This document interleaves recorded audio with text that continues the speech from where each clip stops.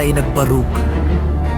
Nataran sa adlaw, bulan sa iyang tiil, korona sa bituon sa iyang ulo. Ang dragon, pula ug dako, naglantaw sa iyang anak. Nagbandam sa kagabhion, nagbantay sa kalibutan. Mga anghel naglutaw, mga espada sa kamot, kahayag kontra kangit-ngit, nagbaga sa kawanangan.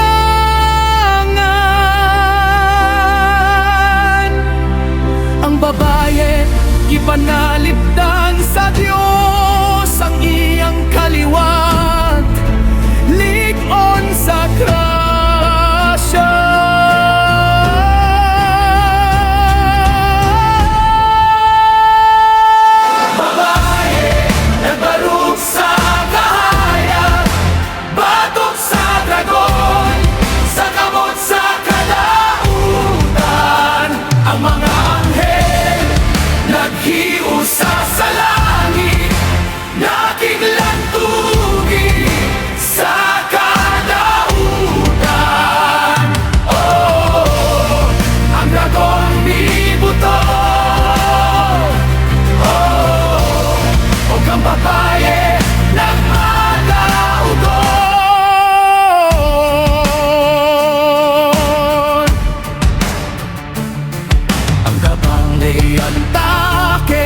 Nagbantay sa iyang kaliwat, nagpangita sa babae, sa iyang anak. Apan ng babae, gipanalipdan sa kahayag, kasing-kasing puno sa pagtuo nga dili matugkad. Ang espada sa Dios, mihuyop sa kalibutan, ngit-ngit na pukan ang langit, nag-awit sa kadaugan.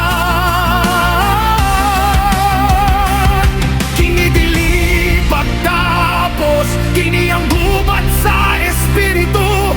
Ang kadaugan gipangandaman sa kahayag nga gikan sa langit.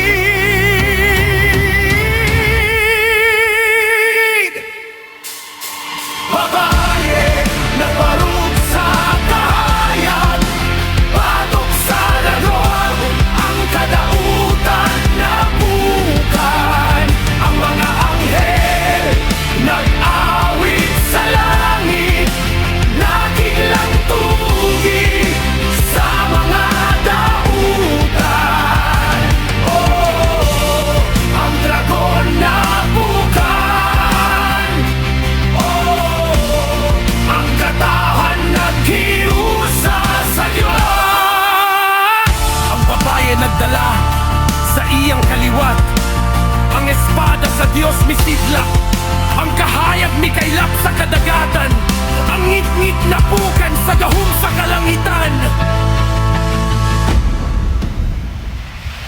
Babae, nagbarug sa kahayag, batok sa dragon, ang kadaugan gipangayo. Ang mga anghel nag-awit sa langit, ang simbahan lig-on, dili matupad. Ang dragon na bukan. Oh, ang katahan naghiusa sa Diyos.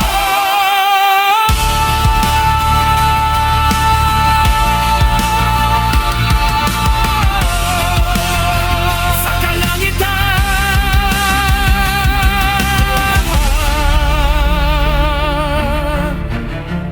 ang langit nagmada.